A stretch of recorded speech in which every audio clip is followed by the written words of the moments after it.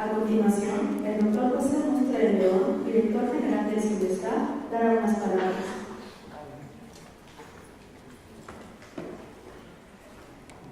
Muchas gracias. Lo primero es que me da mucho gusto de nuevo ver el auditorio tan lleno, sobre todo en una plática de matemáticas que esperábamos que no tuviera tanto público. Como me comentaba nuestro secretario académico, debe de ser el ponente, eso no hay duda de a un auditorio tan grande. Y bueno, ya en un momento resumirán un poco la trayectoria del doctor Ernesto Peso. Me da mucho gusto realmente que esté dando esta presentación. Con anterioridad él había dado una presentación no exactamente igual, pero parecida en el Colegio Nacional, y creo que va a ser muy, muy interesante desde mi punto de vista, ¿no? Como las otras veces quería presentarles rápidamente algunas de las cosas que han sucedido desde el último coloquio en la institución, que creo que es importante que toda la comunidad conozca. No sé si puedo bajar un poquito la luz aquí, porque la proyección de las transparencias, ¿no? Sí, bueno, esto es lo primero que quería comentarles. Tuvimos participación en el inicio del año dual de México-Alemania. Hubo una exposición en el World Trade Center que se llamaba Hecho en Alemania, y fundamentalmente, como pueden ver ahí, eran empresas alemanas, pero invitaron a Cibestar a participar por dos razones. Una es por los convenios de colaboración y producción científica que tenemos en común con varias universidades alemanas, y además proyectos financiados directamente por empresas alemanas en el Cibestar, sobre todo en el área automotriz, con Bosch y Continental. Entonces, fuimos la única institución académica que expuso aquí, y creo que fue un trabajo excelente el que hicieron la doctora Marta Espinosa, estudiantes del Departamento de Infectónica, también el laboratorio mixto el doctor Rogelio Lozano, en donde se expuso la parte de robótica de exoesqueletos, y también la parte del banco de cerebros. Creo que fue muy exitoso. Creo que tuvimos cerca de 80,000 visitantes en ese tiempo, y creo que nuestro stand estuvo a la par de stands como el de Porsche o el de Mercedes-Benz, que pueden ver ahí atrás.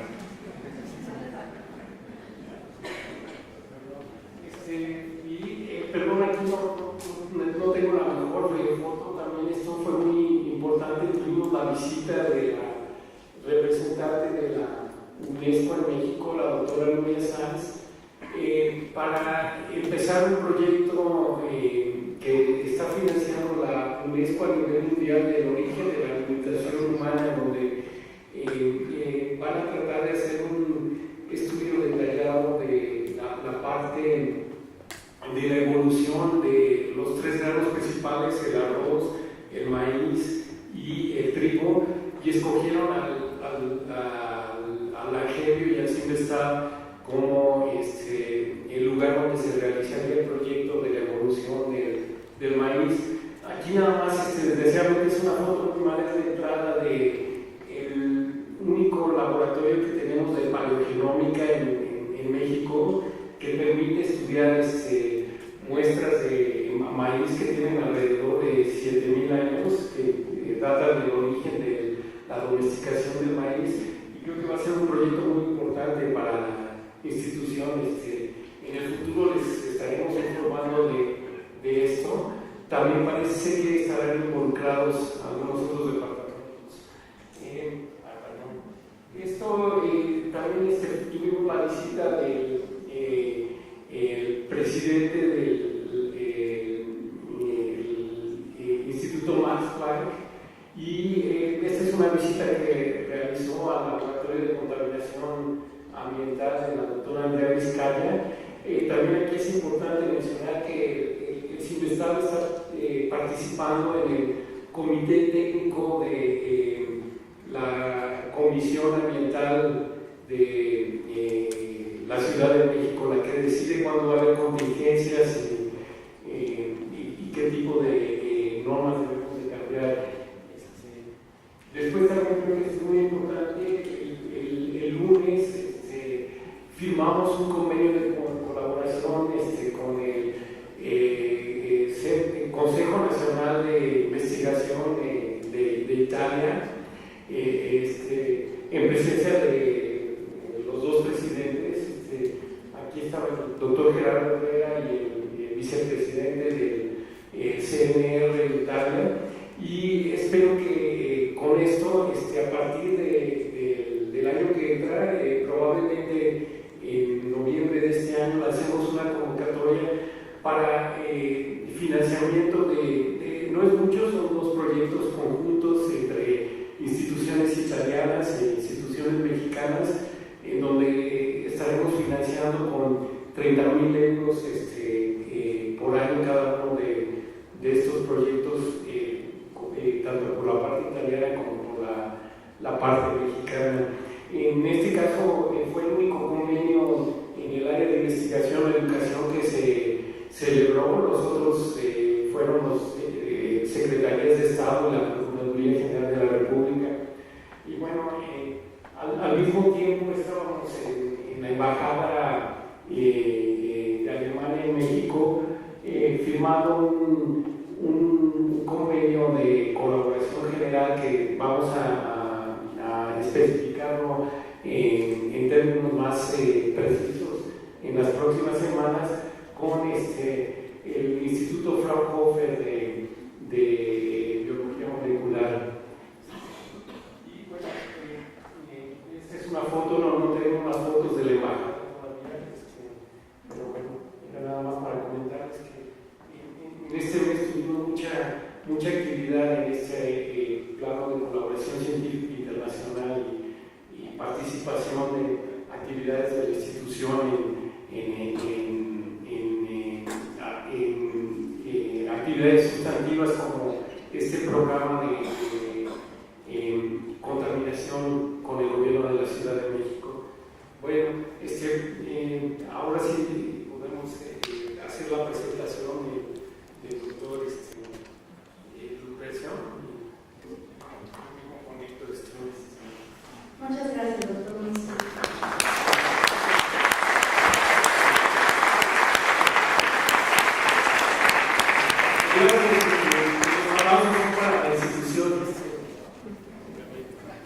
En el tema de hoy conoceremos acerca de un mundo sin matemáticas. El expositor es el doctor Ernesto Lupercio Lara, licenciado en Física y Matemáticas por la Escuela Superior de Física y Matemáticas del Politécnico y doctor en Ciencias por la Universidad de Stanford. Sus intereses son la topología algebraica, la geometría algebraica y sintética y la físico-matemática. En 2010 le fue otorgado el premio Ramanujan, que concede el Centro Internacional para Física Teórica Abdul Salam ICTP, la Unión Matemática Internacional y la Fundación Niels Henrik Abel de la Academia Noruega de Ciencias y Artes, en reconocimiento a sus sobresalientes contribuciones a la topología algebraica, geometría y física matemática. El doctor Lupercio ganó también los premios científicos Tuas Rolla y la Cátedra Marcus Moschinsky de la Fundación Moschinsky, y fue vicepresidente de la Sociedad Matemática Mexicana. Actualmente es el director mexicano del Instituto para la Física, Geometría y Topología Miami CIMBESTAB Campinas y miembro del comité editorial de Universo.ma, así como investigador 3D de CIMBESTAB. Ernesto Lupercio es un experto en la teoría de realidades. Muchas gracias, doctor.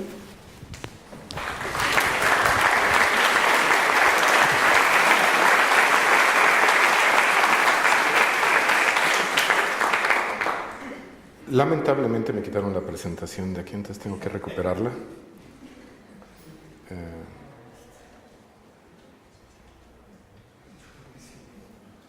No sé.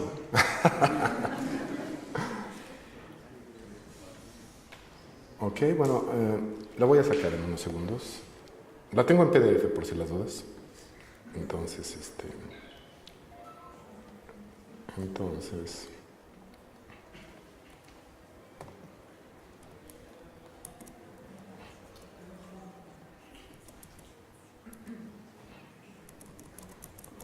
los relajo con esto en lo que la encuentro.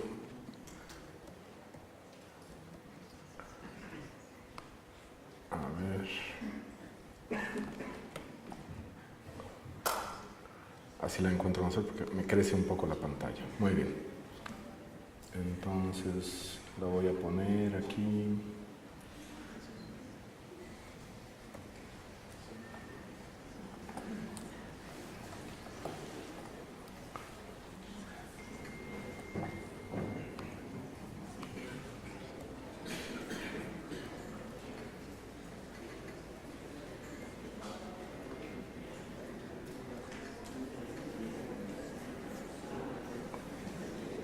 ¡Tarán! ¡Ah, qué bueno! Como estoy usando OpenOffice, uno nunca sabe,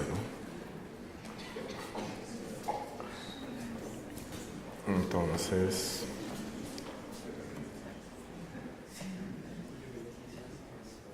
¡tarán!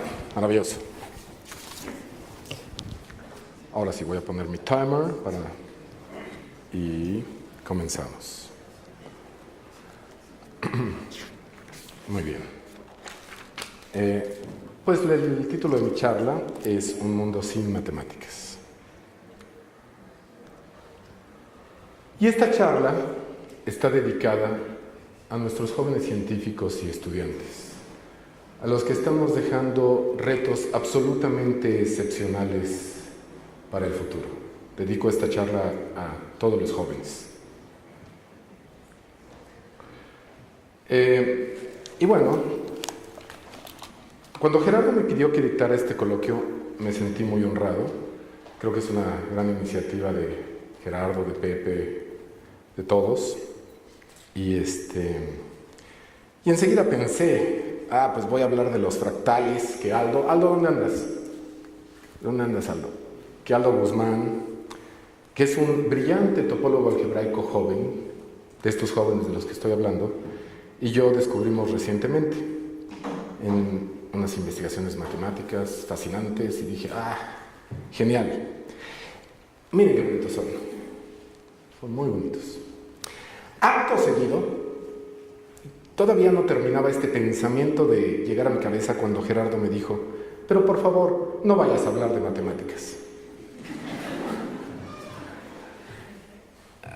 Broma, desde luego. Muy sensatamente Gerardo me pidió que hablara de algo de interés muy general, que es lo más razonable en un foro de esta naturaleza. Así es que hoy no hablaré de matemáticas, no habrá matemáticas en mi conferencia, hablaré de un mundo sin matemáticas.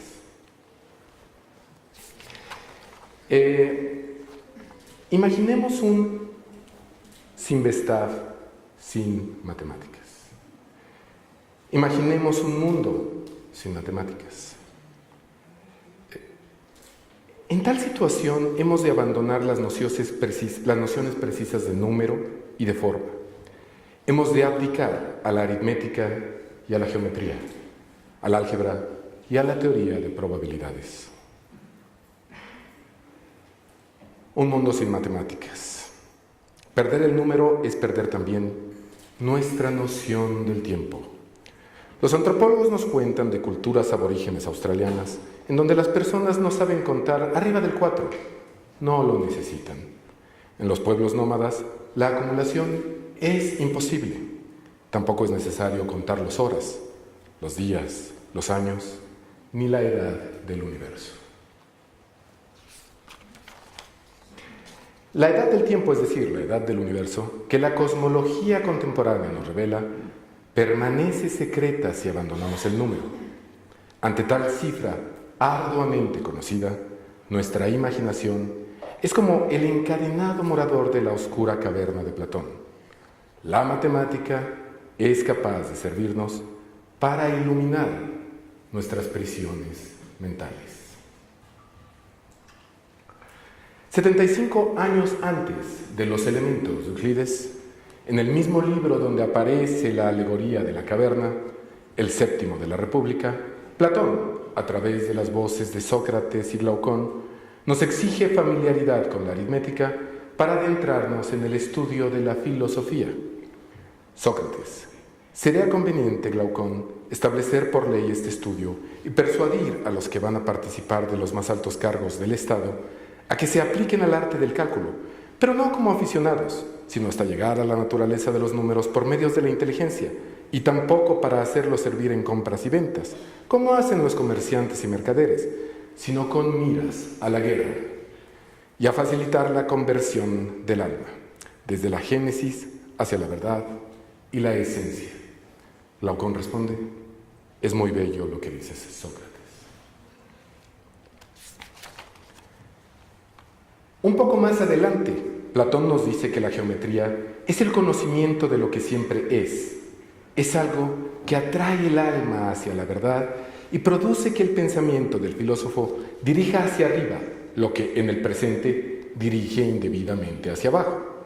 En voz de Sócrates, Platón prescribe el estudio de la geometría porque incluso sus productos accesorios no son pequeños, son útiles en la guerra y por su dificultad, su práctica es de rigor.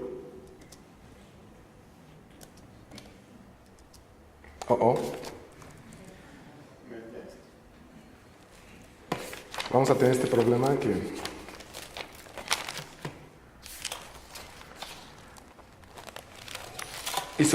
su práctica es de rigor en la comprensión de todos los demás temas que son un reto para el intelecto humano. Como vemos, la influencia de la guerra en las matemáticas y de las matemáticas en la guerra es anterior a los elementos de Euclides, texto que inaugura la matemática como ciencia deductiva. Vladimir Arnauld, al reflexionar sobre la unidad de la matemática, comienza con una aguda observación. Todas las matemáticas, dice Arnauld, se pueden dividir en tres partes: la criptografía, pagada por la CIA, la KGB y similares; la hidrodinámica, apoyada por los fabricantes de submarinos atómicos; y la mecánica celeste, financiada por el ejército y por otras instituciones que tratan con misiles, como la NASA. La criptografía ha engendrado la teoría de los números, la geometría algebraica, sobre campos finitos, el álgebra, la combinatoria y las computadoras. La hidrodinámica procreó el análisis complejo, las ecuaciones diferenciales parciales, los grupos y álgebras de Lie, la teoría de cohomología y la computación científica. La mecánica celeste es el origen de los sistemas dinámicos, el álgebra lineal, la topología, el cálculo de variaciones y la geometría simpléctica.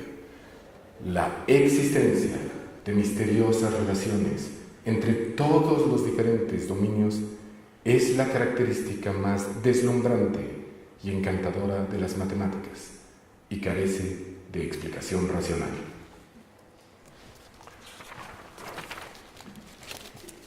Imaginar un mundo sin matemáticas no solo es imaginar un mundo más confuso, más oscuro, más alejado de la salida de la caverna de Platón, más aterrador.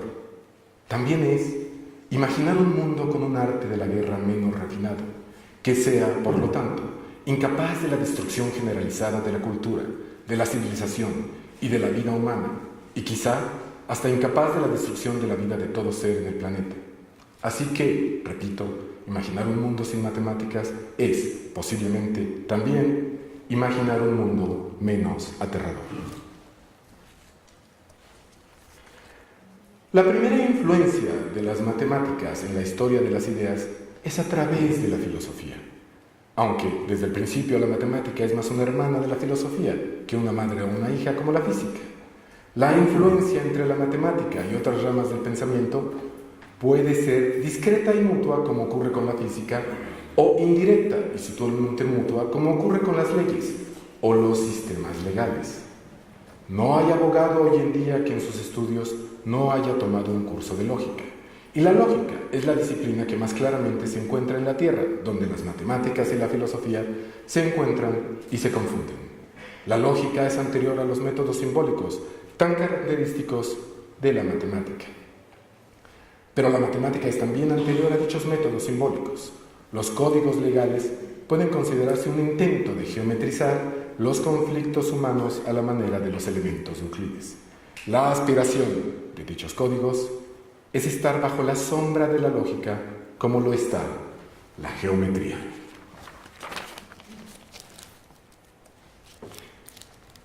En la dirección contraria, es en los dilemas legales donde se encuentra la semilla de la moderna teoría de las probabilidades, más aún que en los juegos de azar. La teoría de probabilidades tiene, mucha gente piensa que se funda con Pascal en su estudio de los juegos de azar, pero tiene una historia anterior. En los litigios es de vital importancia la habilidad de avalar de alguna manera la evidencia disponible. Hay ejemplos tempranos de razonamientos probabilistas para decidir el resultado de un litigio ya en el Código de Hammurabi, 2200 años antes de Cristo.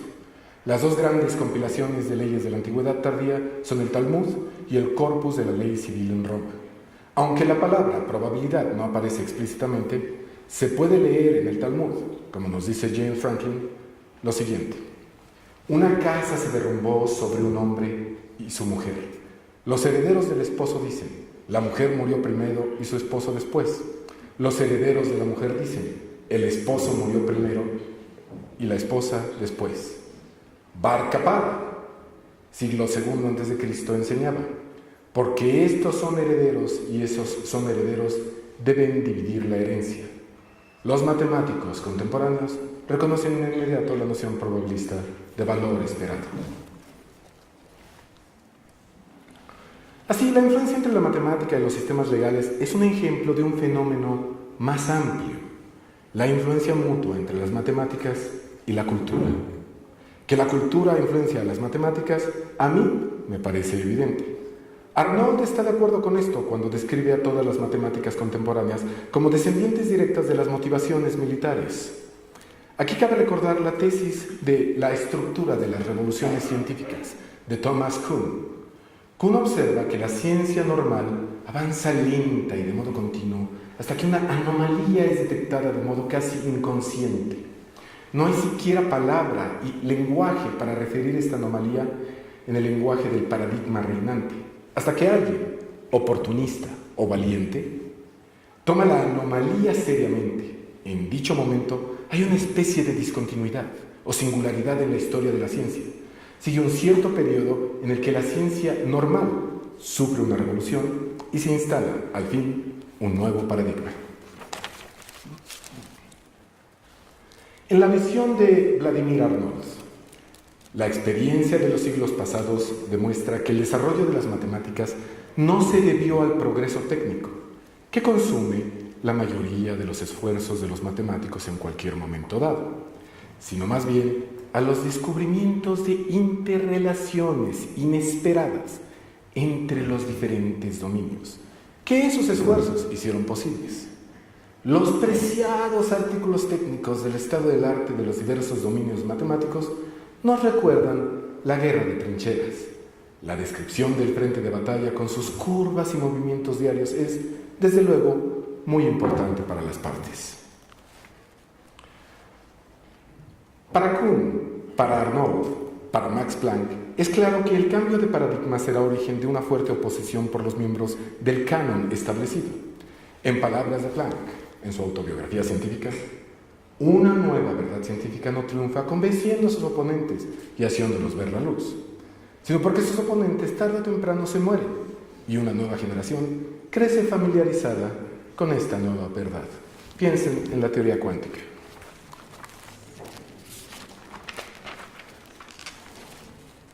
En palabras de Arnold, la mayoría de los científicos en un momento dado están forjando herraduras y naturalmente reaccionan negativamente a las limusinas.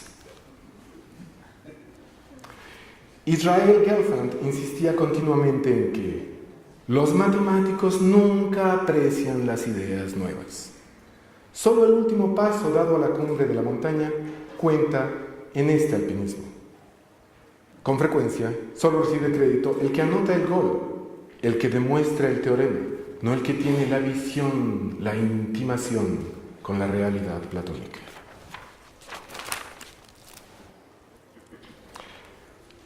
La estructura del establecimiento científico y de las burocracias resultantes hacen que las instituciones de financiamiento a la ciencia, públicas y privadas, no solo apoyen el paradigma en curso, sino que además sean hostiles al paradigma neonato. Su originalidad es indistinguible del error para los comités evaluadores, para las burocracias. Sumergidos en los paradigmas vigentes, es muy difícil recibir las nuevas noticias de una obra maestra. Las evaluaciones se vuelven conteos abstractos de puntos en una instancia de la falacia lúdica. Dicha falacia consiste en confundir el definido y simplificado mundo de los juegos con la vida real mucho más rica en complejidades. Por ejemplo, no es lo mismo tener una pregunta claramente formulada en un campo de la ciencia bien establecido que descubrir, por medio de intimaciones con la realidad platónica, un nuevo universo matemático. En tales circunstancias es muy tentador tratar de falsificar el milagro de la originalidad. Gabriel Said tiene un bonito libro que se llama El secreto de la fama. Voy a poner 3 citas de él. Gabriel Said es uno de los intelectuales mexicanos que más admiro, es miembro del Colegio Nacional. De los milagros creativos, nos dice Said, las grandes obras, famosas o no, son un milagro. Una zona de la realidad donde la vida sube de nivel y nos habla. La conciencia absorta se pierde y se recupera con un foco más claro. Ya entendí. La realidad adquiere más sentido y nosotros también. Las grandes obras nos animan, nos vuelven más inteligentes y más libres, más imaginativos y creadores. Es natural hablar de esta experiencia extraordinaria, compartirla, traerla y extenderla a la vida ordinaria. La conversación acerca de las grandes obras puede ser en sí misma un milagro creador o mera resonancia de los nombres que suenan. El ruido de la fama tiene también su más allá, que baja hasta la vida ordinaria repartiendo autógrafos como un sacramento. El escultor se vuelve una escultura, un objeto de admiración o idolatría sobre el pedestal que lo separa del trato normal con los demás. Rilke dice que Rodin era solitario antes de volverse famoso y se quedó más solo cuando lo fue, porque la fama es una acumulación de malos entendidos sobre los nombres que van apareciendo. Ahora hay expertos en provocar malos entendidos. Venden el secreto de crear una personalidad que suba al pedestal de la fama atrayendo los reflectores, pero no hay expertos en la creación de obras maestras.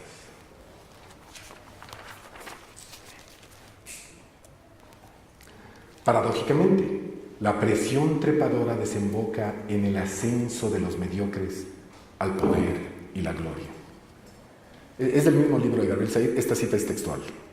Paradójicamente, la presión trepadora desemboca en el ascenso de los mediocres al poder y la gloria. Se supone que el darwinismo ferozmente competitivo debería entronizar a los excelentes, no a los incompetentes. Pero las carreras trepadoras están llenas de pruebas cuyos resultados no se miden tan fácilmente como el tiempo en una alberca olímpica. Evaluar a una persona para un puesto o premio, evaluar una obra, no puede ser exacto.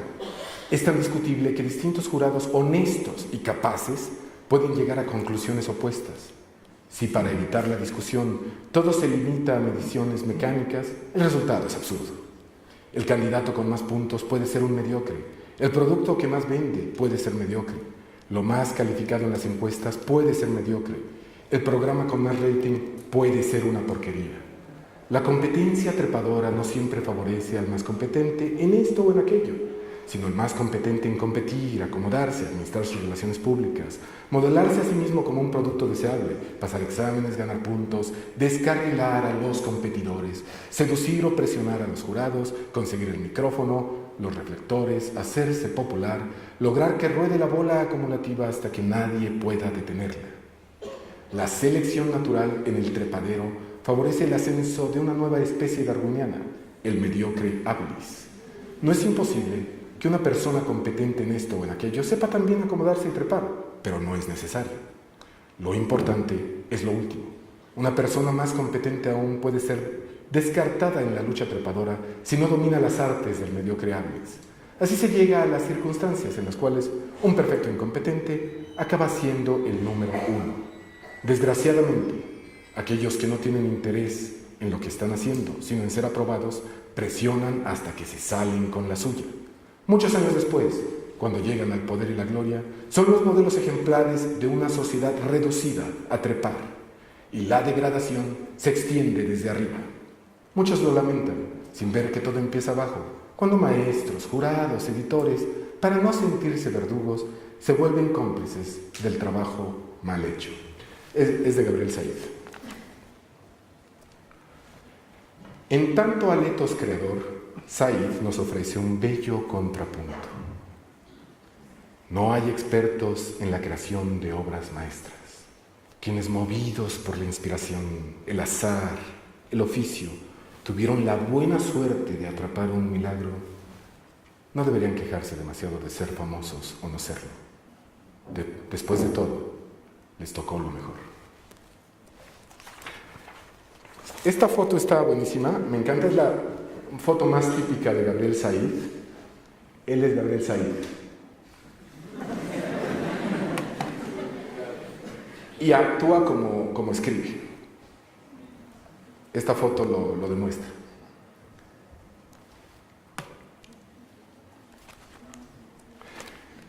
Sor Juana Inés de la Cruz nos obsequia algo similar en estos bellos endecasílabos que describen el etos clásico de la matemática.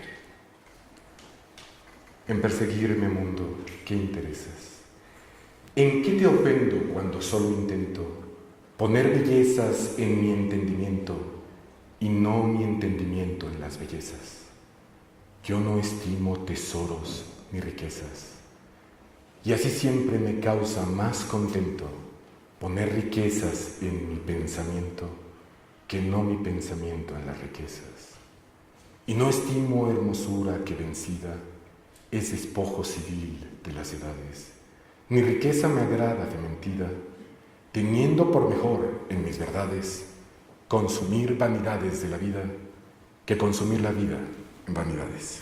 Es lo mismo, pero dicho por Sor Juana.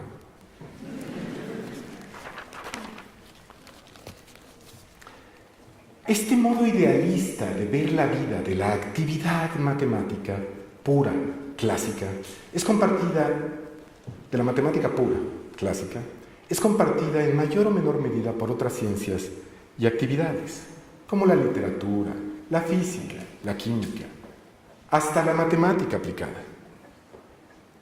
Y causa mayor o menor perplejidad entre la sociedad en general, dependiendo de los valores dominantes de la época, en tanto sean comprendidos o no. Por ejemplo, uno de los grandes historiadores del siglo XX, el maravilloso Eric Hobsbawm, en su magistral obra Historia del siglo XX, titulada en el original en inglés The Age of Extreme, tiene un capítulo titulado Brujos y aprendices, que es una clara referencia al memorable segmento con Mickey Mouse en la película de 1940, producida por Walt Disney y titulada Fantasía. Dicho capítulo está dedicado a la influencia de la ciencia en la historia reciente. Hobsbawm incluye las matemáticas entre las ciencias naturales y comienza diciendo: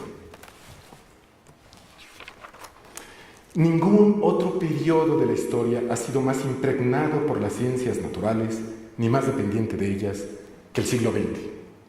No obstante, ningún otro periodo, desde la retractación de Galileo, se ha sentido menos a gusto con las ciencias naturales. Esta es la paradoja con que los historiadores del siglo deben lidiar.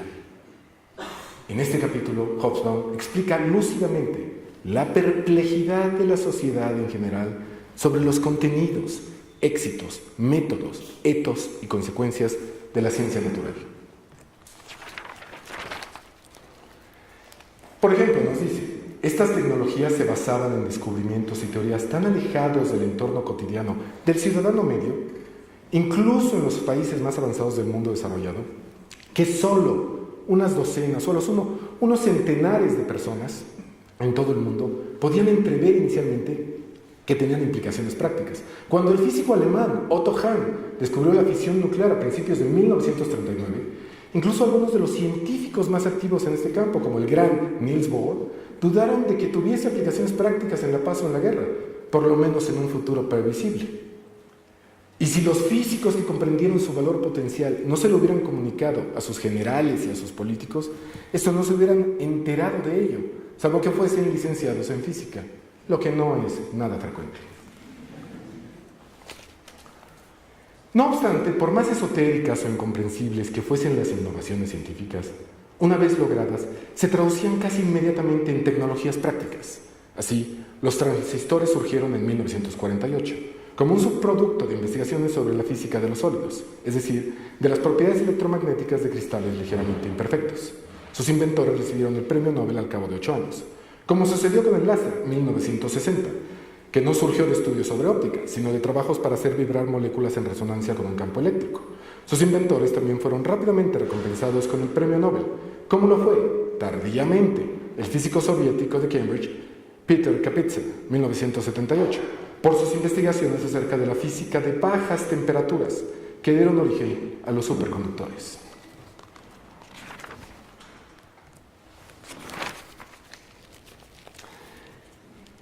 La norma humana de finales del siglo XX era la realización de milagros con una tecnología científica de vanguardia que no necesitamos comprender o modificar, aunque sepamos o creamos saber cómo funciona. Alguien lo hará o lo ha hecho ya por nosotros, porque aun cuando nos creamos unos expertos en un campo u otro, es decir, la clase de persona que podría hacer funcionar un aparato concreto estropeado, que podría diseñarlo o construirlo, enfrentados a la mayor parte de los otros productos científicos y tecnológicos de uso diario, somos unos neófitos ignorantes. Y aunque no lo seamos, nuestra comprensión de lo que hace que una cosa funcione y de los principios en que se sustenta son conocimientos de escasa utilidad, como lo son los procesos técnicos de fabricación de las barajas para el jugador honrado de póker. Los aparatos de fax han sido diseñados para que los utilicen personas que no tienen ni la más remota idea de por qué una máquina reproduce en Londres un texto emitido en Los Ángeles, y no funcionan mejor cuando los manejan profesores de electrónica. Pese a todo, el siglo XX no se sentía cómodo con una ciencia de la que dependía y que había sido su logro más extraordinario. El progreso de las ciencias naturales se realizó contra un trasfondo de recelos y temores que ocasionalmente se convertía en un arrebato de odio y rechazo hacia la razón y sus productos. Los recelos y temores hacia la ciencia se vieron alimentados por 4 sentimientos: el que la ciencia era incomprensible, que sus consecuencias, ya fuesen prácticas o morales, eran impredecibles y probablemente catastróficas, que ponía en relieve la indefensión del individuo y que minaba la autoridad, sin olvidar el sentimiento de que la ciencia era intrínsecamente peligrosa en la medida en que interfería con el orden natural de las cosas. Los 2 sentimientos que mencioné en primer lugar eran compartidos por científicos y legos. Los 2 últimos correspondían más bien a los legos. Las personas sin formación científica solo podían reaccionar contra su sensación de impotencia, intentando explicar lo que la ciencia no puede explicar, en la línea de la afirmación de Hamlet, de que hay más cosas en el cielo y la tierra de las que puede soñar tu filosofía, negándose a creer que la ciencia oficial pudiera explicarlas y ansiosos por creer que lo inexplicable porque parecía absurdo. En un mundo desconocido e inexplicable, todos nos enfrentaríamos a la misma impotencia. Cuanto más palpables fueran los éxitos de los científicos, mayor era el ansia por explicar lo inexplicable.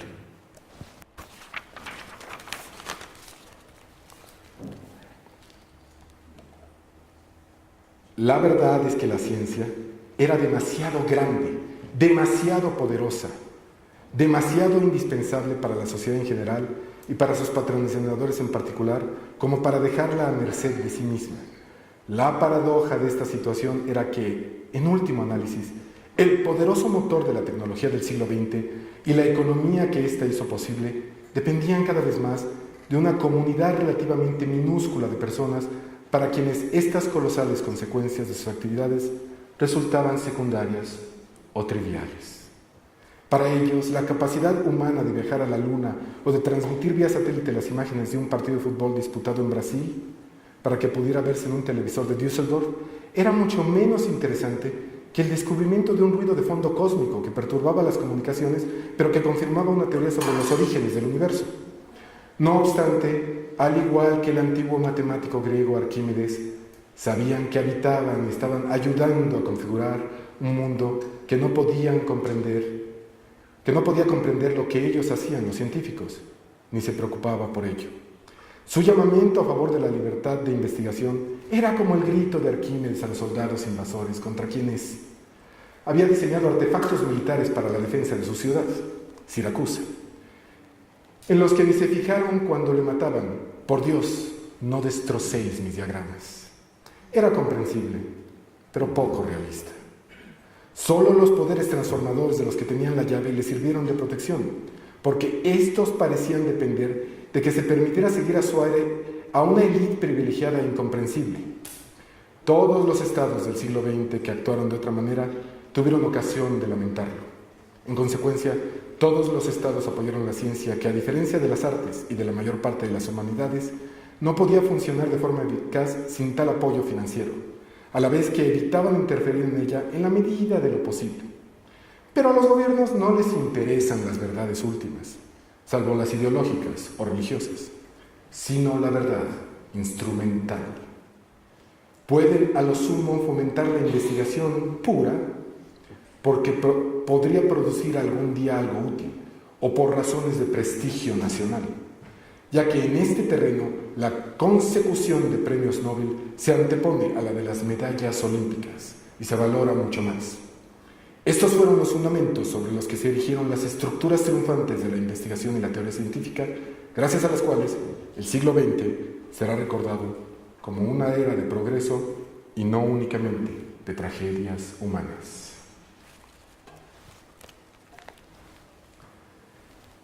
El historiador Hobsbawm habla por un gran segmento de la sociedad al describir estas contradicciones. Pero ¿de dónde salen los matemáticos? Sino de la sociedad. Se dice que en el siglo III a.C., en respuesta a las frustraciones que el rey Ptolomeo I Soter, elegido de Ra, amado de Amón, tenía en aprender las matemáticas, Euclides hizo la aguda observación de que no hay camino real hacia las matemáticas, en referencia al camino real persa de Darío I, del siglo V a.C. La matemática, como actividad social, es nada sin sus vocaciones, sin los adolescentes que encuentran irresistible el largo y nada real camino hacia la matemática, esos adolescentes que prefieren poner bellezas en su entendimiento que poner su entendimiento en las bellezas. Yuri Manin, uno de los grandes matemáticos de nuestro tiempo, opina que la gente haciendo investigación científica hoy en día hace lo mismo que se hacía hace 200 años. Esto es en parte porque nosotros no elegimos a las matemáticas como nuestra profesión, sino que las matemáticas nos eligen. Y la matemática elige cierto tipo de personas que se cuentan tan solo en miles en cada generación en todo el mundo. Y todos ellos tienen la marca del tipo de gente que la matemática ha elegido. Eso dice Manin.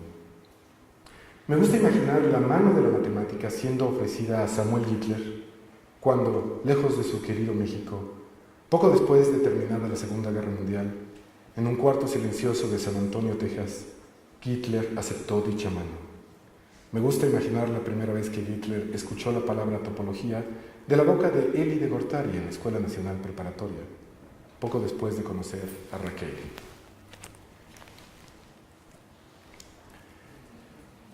En una bella descripción, Yuri Manin nos relata de cómo recibió el llamado de la matemática.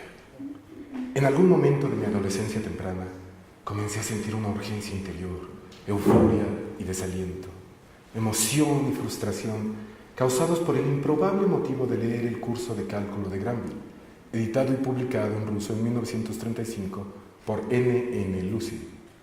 Encontré este libro en el ático del apartamento de un amigo. Entre otras cosas útiles, contenía la notoria definición epsilon delta de función continua. Después de sufrir con esta definición por un rato, era el ardiente verano de Crimea, y yo estaba sentado bajo la sombra de un polvoriento manzano, Me enojé tanto que cavé una somera tumba para el libro y lo enterré entre las raíces. Y lo dejé con desdén y me alejé. Una hora después comenzó a llover. Corrí de regreso al árbol y exhumé a la pobre cosa, y así aprendí que la amaba a pesar de todo.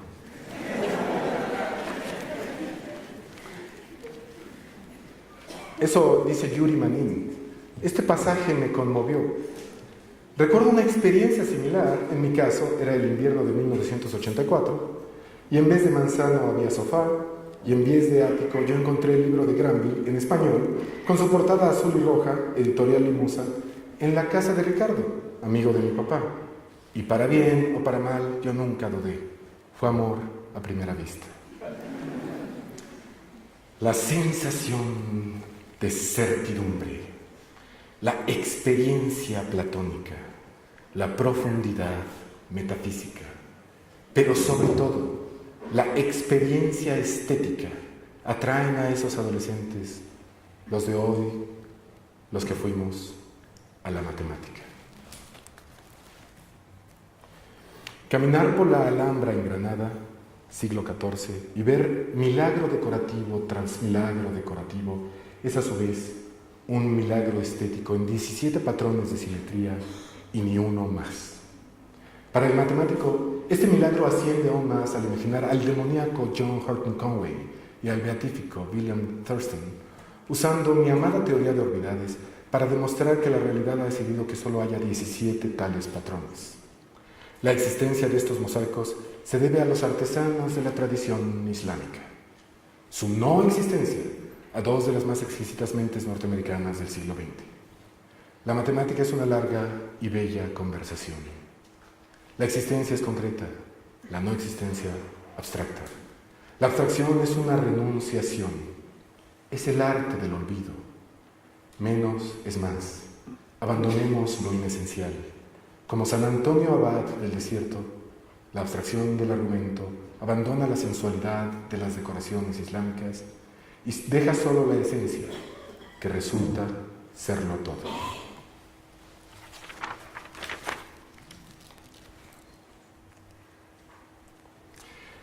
Pero me he adelantado y quizá debí comenzar por el principio. Jacob Bronowski fue polaco primero y después británico. Fue matemático primero y después biólogo. Historiador de la ciencia, dramaturgo, poeta e inventor.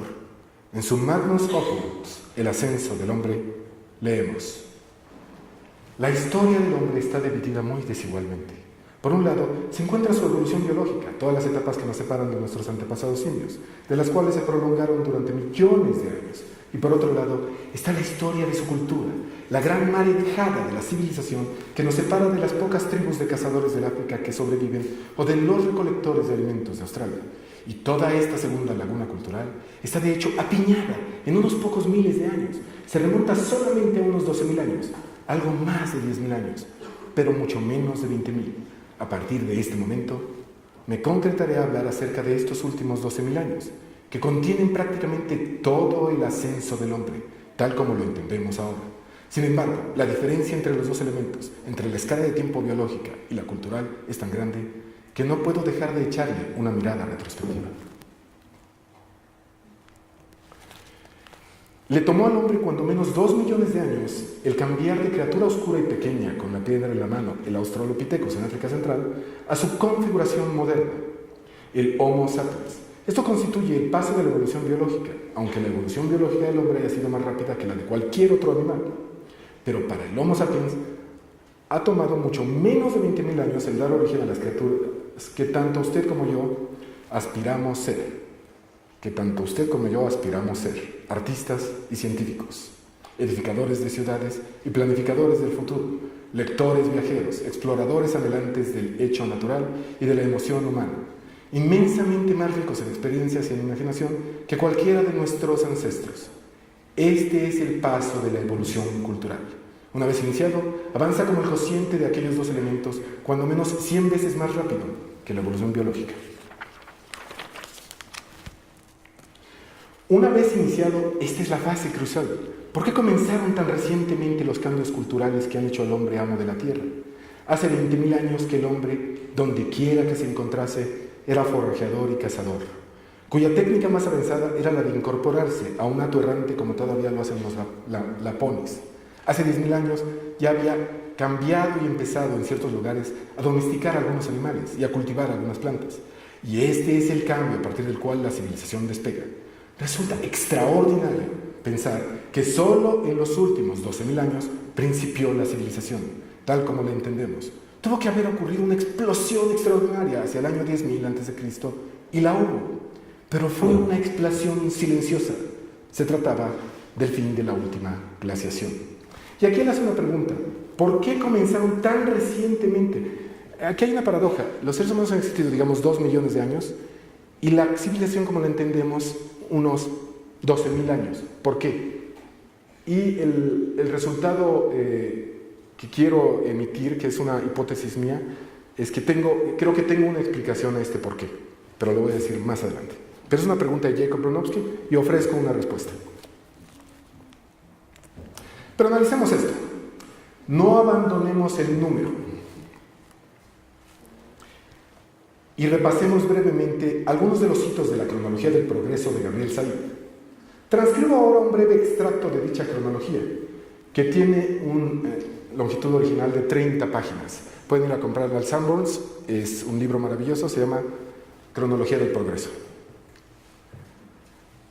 De la nada al sexo, millones de milenios de años, 13.8, millones de milenios de años.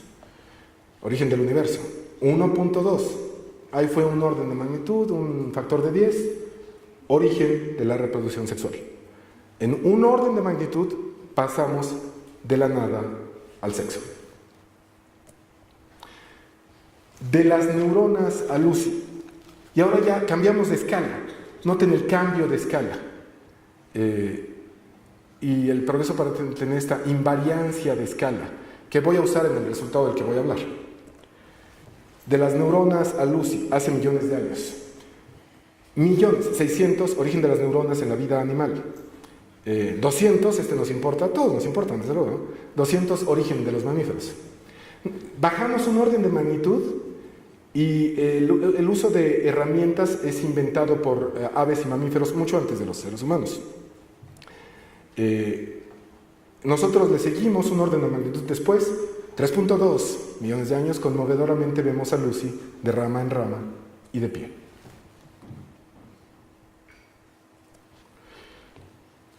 Del fuego a la agricultura, cambiamos de escala otra vez y ahora vamos a milenios.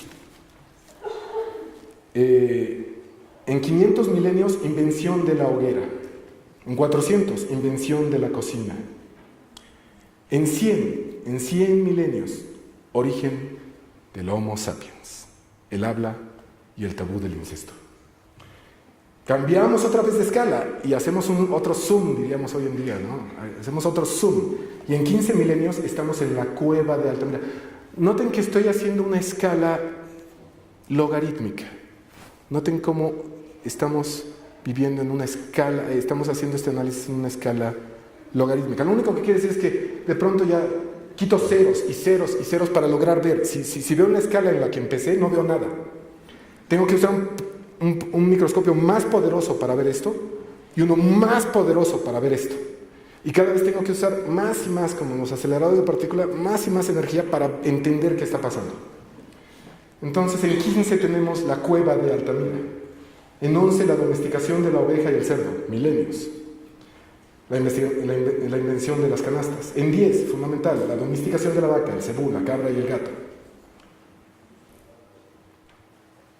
Población mundial, 4 millones. Cambiamos de escala. Otra vez, cambiando de escala, otra vez, hacemos un zoom y estamos del Estado a la ley escrita. 9.600, invención de la aldea. 8.000, domesticación de los cereales, domesticación de la gallina. 8.000, invención del calendario. Y cosas que ya mencioné, como 1800, la invención de la escritura numérica posicional. ¿Y qué pasó aquí? Y 1800, invención de la ley escrita. A ver si apagamos esto. Ah, perfecto. Código de Hammurabi en 1800. Pero ya estamos aquí, ya no estamos usando ninguna ceros, ya estoy en unidades, ya estoy en 1800. El código de Hammurabi. Del 0 a la 9, voy a hacer un zoom así espectacular que ya es de décadas, ¿no? 1740, invención del cero. Voy en negativo, desde luego, ¿no? Menos 1740, invención del cero. 1700, invención del pan con levadura. 1000, primer diccionario. Y 1000, absolutamente fundamental, invención de la escritura con vocales. Y ya estamos en escala de décadas, francamente. En 500 la invención de la democracia, en 500 el Tao Te Ching, en 500 Buda organiza. Noten que ya muchas cosas, o sea, ya la resolución de un año ya no nos sirve. La resolución de un año ya no nos sirve. En 60, Lucrecio, de la naturaleza de las cosas, uno de mis libros favoritos. En 25, Vitruvio, de la arquitectura. Población mundial, 200 millones. Y noten que mientras voy haciendo una escala cada vez menor en esta columna de los años, la población está creciendo exponencialmente rápido. 30, Jesús predica las bienaventuranzas. 30, Jesús pone de ejemplo el buen samaritano. Y algo muy importante, para nosotros, 1180, pero ya es positivo. Aquí pasamos por el 0, desde luego, Jesús predica. Pasamos a uno de los momentos más importantes de la Edad Media, 1180, Joaquín de Fiore inventa el mito del progreso.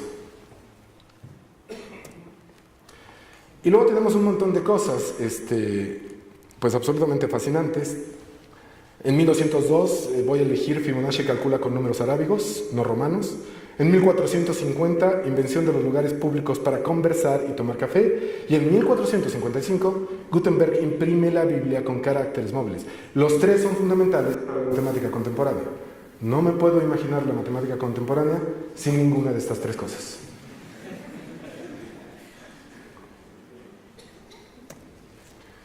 Y ya es una locura, la resolución de un año es bastante mala a estas alturas. 1939, Szilard y Fermi confirman la reacción nuclear en cadena. El maravilloso corazón de las tinieblas, o el sabueso de los Baskerville, o los poemas de Akhmatova, todos muy recomendables, muchachos. Pero 1901 es importante para nosotros también, porque Adno inventa la palabra pacifismo para su militancia. La resolución ya de un año es absolutamente inútil. Para 1968, por ejemplo, la resolución de un año es totalmente inútil. En 1968, Brandt edita The Whole Earth Catalog. La UNESCO salva los templos de Abu Simbel. Kubrick y Clark, 2001, Una odisea del espacio. Carlos, Switch on Back. Umeda inventa un convertidor de texto en voz. Churchman, The Systems Approach. Y Chantrey, Diccionario etimológico de la lengua griega, que todavía es extraordinario y en muchos aspectos supera al catálogo que pueden encontrar en internet. Con frecuencia es superior todavía. Población mundial, 5.000 millones. Pero noten que la resolución de un año ya es bastante mala. Ya aquí debemos tener resolución de semanas. 1988, Sony y Philips lanzan el CD-ROM. 1988, Hawking, Breve Historia del Tiempo. 1988, Kieslowski, No Matarás. 1988, Minsky, The Society of Mind. 1988, Suzuki funda la Liga Nacional por la Democracia. 1989, Berners-Lee inventa la World Wide Web. 1989, cae el muro de Berlín. Pero ya elegí algunos, porque la resolución de años es tan mala que necesitamos la resolución de semanas. Y francamente, de días. Aquí elegí unos cuantos.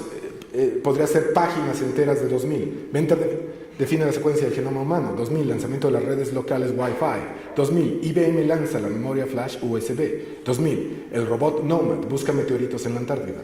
2000, Bourgeois, mamá, araña gigante, que todos recordarán en Bellas Artes, ¿no? Bueno, se pone difícil, pero déjenme elegir. En 2001, Wells y Sanger crean la Wikipedia, sin la cual esta charla hubiera sido imposible.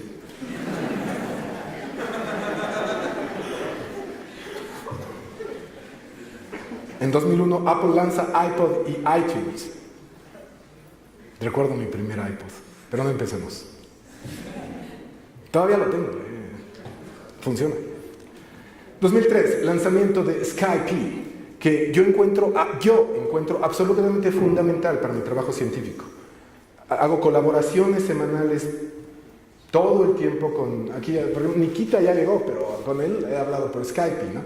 Porque lo encuentro absolutamente fundamental para la colaboración científica. 2004, Zuckerberg funda Facebook.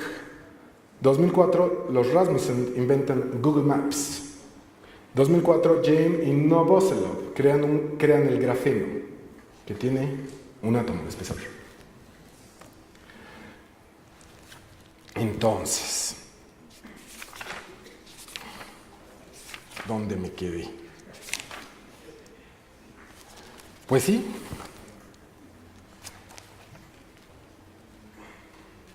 ¿Quieren saber qué se siente vivir en una exponencial? Miren a su alrededor. La resolución de semanas empieza a ser inútil.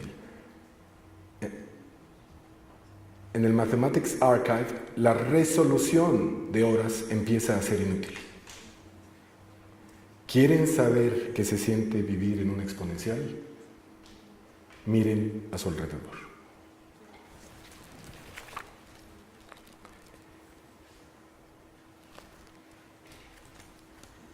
Y entonces repito esta pregunta. ¿Cómo es posible? ¿Cómo es posible? Dice Jacob Bronowski. Recuerdo cuando leí esta frase, dije, ¿qué?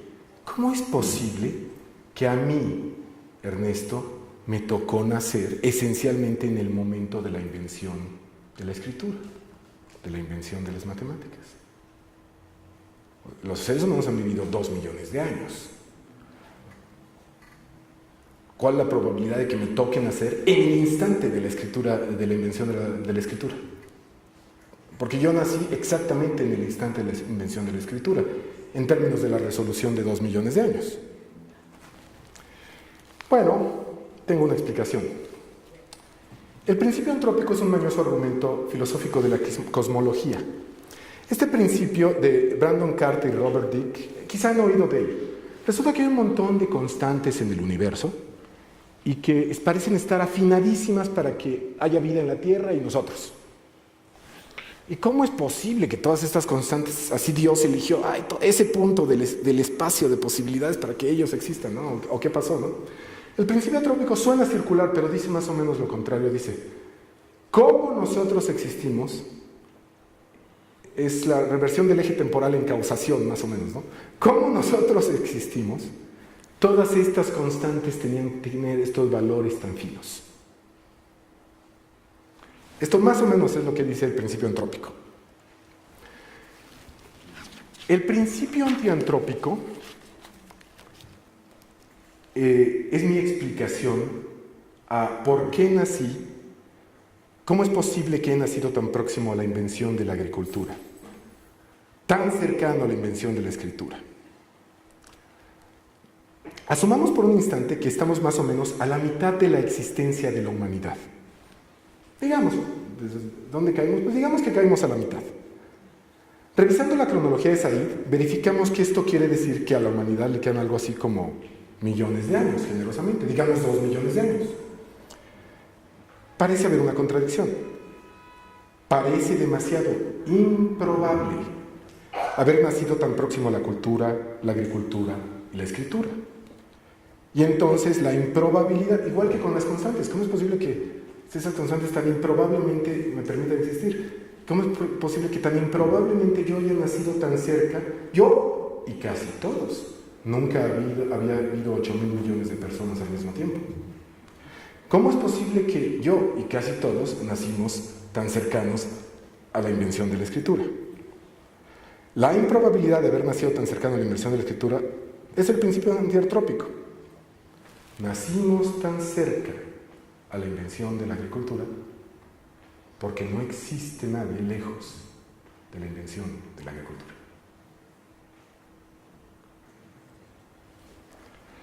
Mi argumento es probabilista, pero podemos incluso pensar en mecanismos que lo expliquen. Inventar la escritura o la agricultura es quizá un error fatal.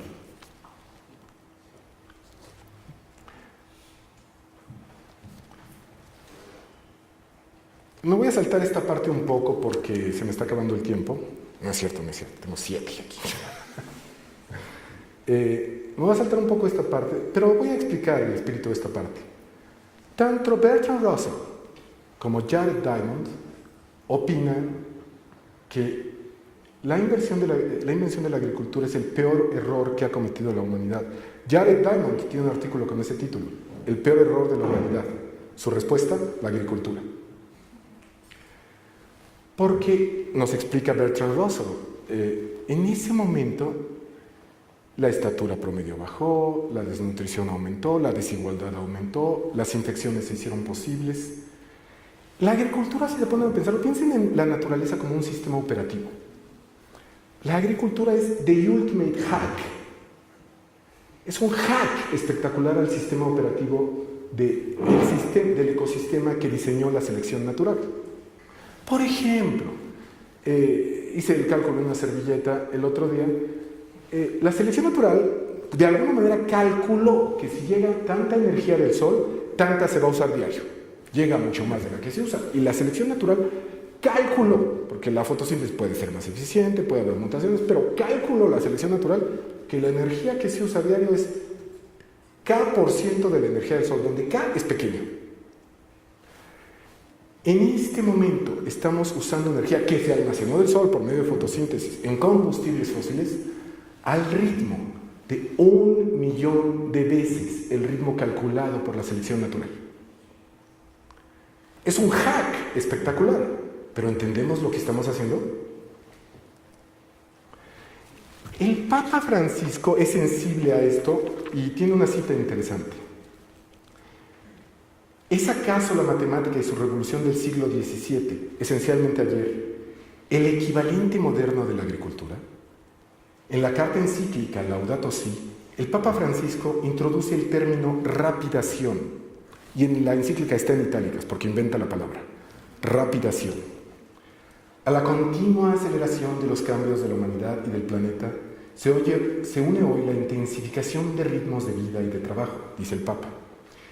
En eso que algunos llaman rapidación, si bien el cambio es parte de la dinámica de los sistemas complejos, la velocidad que las acciones humanas le imponen hoy contrasta con la natural lentitud de la evolución biológica, dice el Papa. A esto se suma el problema de que los objetivos de ese cambio veloz y constante no necesariamente se orientan al bien común y a un desarrollo humano sostenible e integral. El cambio es algo deseable, pero se vuelve preocupante cuando se convierte en deterioro del mundo y de la calidad de vida de gran parte de la humanidad. Esto dice el Papa en la encíclica. Él es sensible a esta rapidación exponencial, a la velocidad del uso de energía respecto al ritmo natural de la selección natural. ¿Es la matemática, tan recientemente descubierta como actividad humana, la principal responsable de la rapidación? Debemos no solo imaginar, sino desear un mundo sin matemáticas. La vía negativa, es que es un argumento filosófico de la Edad Media muy interesante, la vía negativa no solo es útil en teología para definir a Dios diciendo lo que no es. Yuri Manin propone una versión de la vía negativa latina para responder. Yuri Manin nos dice: la ciencia es amargamente reprochada por ayudar a los militares, destruir el ambiente y en general contribuir a la loca euforia antes del desastre inminente. Debemos entonces enterrar el libro bajo las raíces del árbol, arrejarnos con desdén y no regresar. Desde luego, no creo que debamos hacerlo. Estoy convencido de que la ciencia en general y las matemáticas en particular no son la fuerza motriz de nuestra civilización. Cierto, nos ofrecen mapas y vehículos, pero no decide a dónde debemos ir.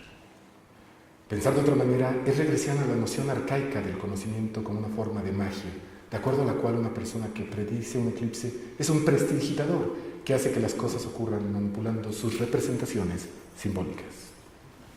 En realidad, la función biológica del pensamiento no es provocar, sino prevenir la acción automática. El sistema 1 y el sistema 2 de Kahneman. Y uno puede argumentar que la función social primaria de la ciencia como institución social en nuestros días consiste en parar la actividad frenética de la sociedad postindustrial. La física nos enseña cómo.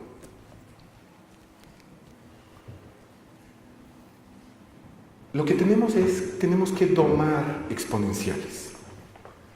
Y la naturaleza nos ha enseñado cómo se doman las exponenciales. Déjenme ofrecer mi versión de lo mismo. Para mí, la lección viene de la naturaleza misma, de la continuación analítica, del grupo de renormalización, de la catástrofe de Rayleigh-Jeans, de la catástrofe ultravioleta. La catástrofe en la naturaleza no ocurre. Aquí estamos.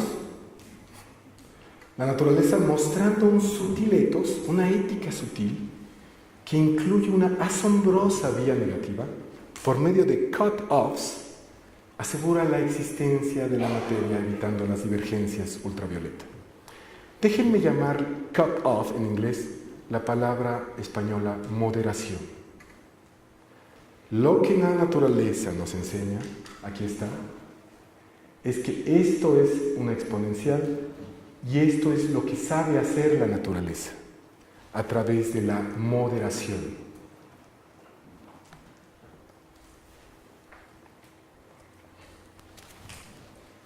En otras palabras, no abandonemos jamás la razón.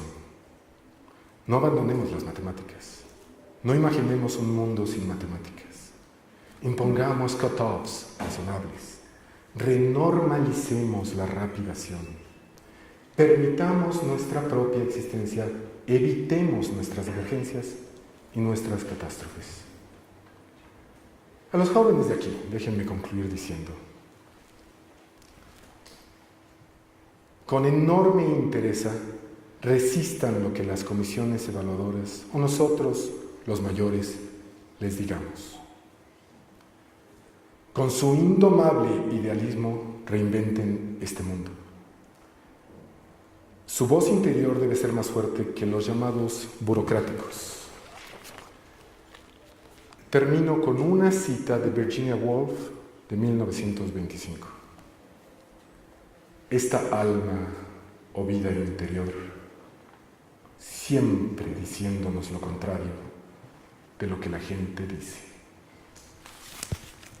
Muchas gracias.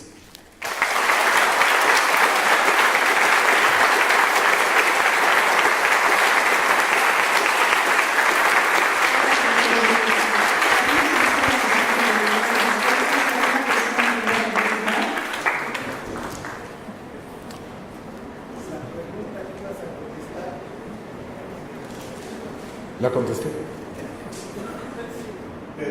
Ese se llama el principio antiantrópico, mi respuesta. Mi respuesta es el principio antiantrópico.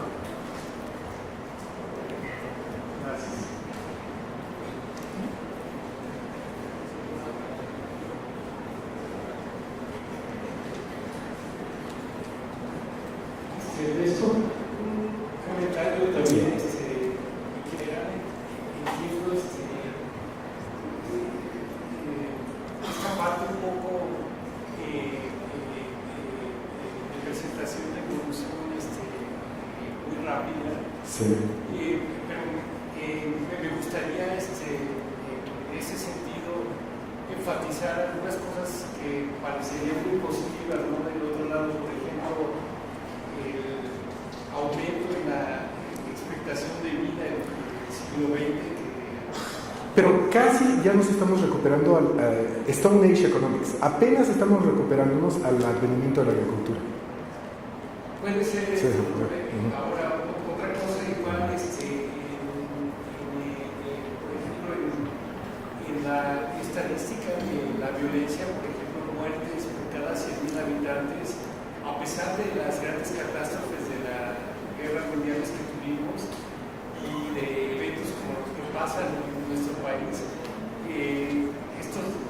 los datos de muertes por cada 100.000 habitantes son los más bajos en toda la historia de la humanidad. Pero mi respuesta es la misma. Apenas nos estamos recuperando a la invención de la agricultura. Ahí yo diferiría. Creo que en muchos de estos casos las sociedades nómadas tenían... Hay toda una polémica con los ya no mamo y todo esto. Entiendo, Pinker tiene este libro muy interesante. Pero hay críticas muy agudas al libro de Pinker. Y hay otra probabilista, que esto podría ser un problema de invariancia de escala en donde el siguiente fenómeno es long tail distributed. Entonces, pues no va a haber nadie después del siguiente evento, ¿no? No, entiendo lo que dices, es muy fascinante y es toda una polémica que existe en la comunidad intelectual sobre si el argumento del Pinker es suficientemente sólido. Pero es un argumento muy provocador.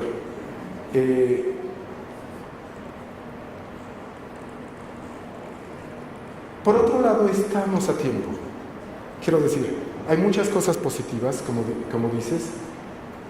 Los jóvenes, insisto, en las últimas cosas que dije, tienen un idealismo indomable que deben preservar.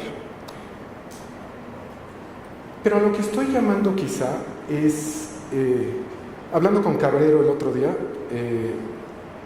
él hablaba de la interdisciplinariedad. Cabrero hablaba de la interdisciplinariedad. Y es así, claro, la interdisciplinariedad es muy importante, pero hay que dar un paso más en la palabra interdisciplinariedad me parece muy fea, pero es la que la gente usa. Hay que dar un paso más y hacer una síntesis más amplia con las humanidades, en donde no solo colaboremos todos con todos, y esto es maravilloso y es una cosa que se puede hacer en el Sinvestad, sino que tengamos una síntesis con las humanidades que nos pueden guiar a los científicos que a veces creamos estas cosas poderosísimas y que tenemos que tener cierto mínimo grado de activismo para con la sociedad, creo yo. Pero está buenísimo ese punto, hay que platicarlo un poco más.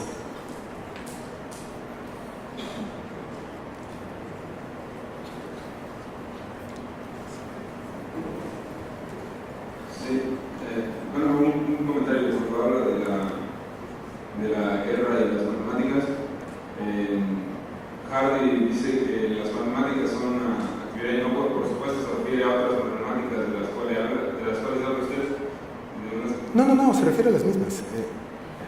Bueno, todo el libro de Hardy trata de decir que no son las mismas. Son en esencia las mismas, pero vistas de una manera distinta, ¿no? Ajá. También mencionaba una filosofía que decía que una bomba atómica es más misericordiosa que una ballesta. Y sobre lo de la agricultura, hay una teoría, una paradoja que impide que existan demasiadas sociedades con un nivel tecnológico demasiado alto, y es posiblemente eso, que se fuerza a la naturaleza a avanzar a otro ritmo del cual está acostumbrado. Es un filtro de las sociedades inteligentes. La razón por la cual no existen sociedades de estilo Star Wars es ese filtro. Pero, comentario. Sí, hay un libro de los 90s de un antropólogo de UCLA, muy prestigiado antropólogo, pero se me va el nombre en este instante, que se llama The Collapse of Complex Civilizations, el colapso de las civilizaciones complejas. Él trata de demostrar en este libro, que es un clásico de los 90s, que si una civilización se vuelve suficientemente compleja, se colapsa. Entonces él habla, por ejemplo, de que los chinos presumen de 5.000 años, pero es bien sabido que hubo 3 o 4 colapsos totales en estos 5.000 años. E incluso los griegos, que tú en Platón hayas una refutación de Homero, no podemos leer lineal A porque hubo una edad oscura entre Homero y Platón. Por eso no podemos leer lineal A. Entonces, y él da todo este tipo de evidencia muy pero desde el punto de vista de un humanista. Él no hace grandes estadísticas, él solo observa y él propone evidencia de que si una civilización se vuelve suficientemente compleja, se colapsa. ¿Quién sabe? Ojalá no. Hiciste otro punto, el libro The Apology of a Mathematician de Hardy. Hardy de verdad cree que las matemáticas puras y las matemáticas aplicadas son dos animales distintos, pero creo que está equivocado. Creo que están tan íntimamente conectadas que hoy en día es prácticamente imposible distinguirlas. Yo empiezo haciendo una cosa de geometría algebraica y de pronto Nikita me dice, pues esto tiene estas implicaciones en teoría de algoritmos y cálmate, acabo de destruir el planeta, ¿no? No quiero decir, no es cierto, ¿no? Este es más bien un llamado a los jóvenes a que preserven su idealismo feroz, a que no se dejen doblegar por todos estos retos monumentales que les estamos heredando nosotros y que con una alegría creativa los enfrenten. Pero van a tener que romper paradigmas, van a tener que romperlos. Y les toca a ustedes hacerlo.